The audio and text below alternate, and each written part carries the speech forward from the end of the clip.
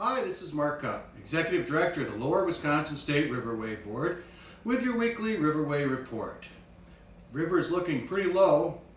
We're at a little bit below normal flow for this time of year, and the trend upstream from the Prairie du Sac Dam shows continued low flows.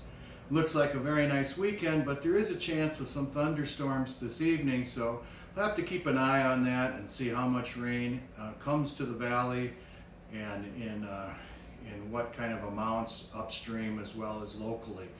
But it looks like there'll be plenty of sandbars available regardless for this weekend's activity as we start looking at August winding down. Where has summer gone?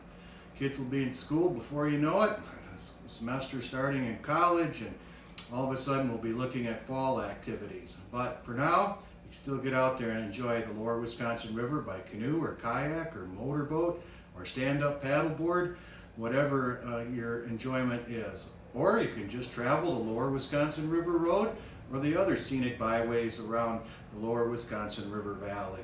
As far as activities going on as summer winds down, we always encourage you to go to the Riverway website, lwr.state.wi.us, and that gives you links to various other sites such as the Lower Wisconsin River Road Scenic Byway, scenic60.com, or travelwisconsin.com, where you can use the search engine to find out about regional events.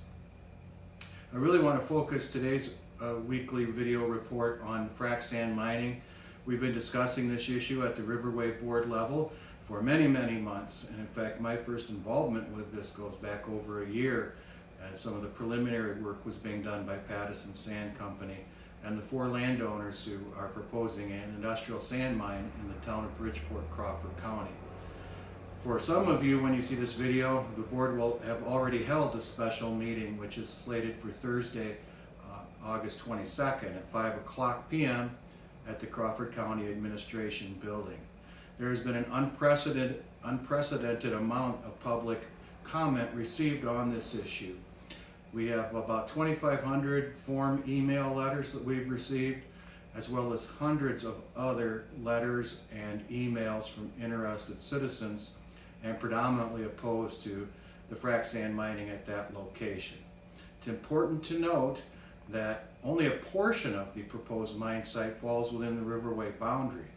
The great majority of it is actually outside the Riverway boundary and is likely to continue regardless of Riverway board action.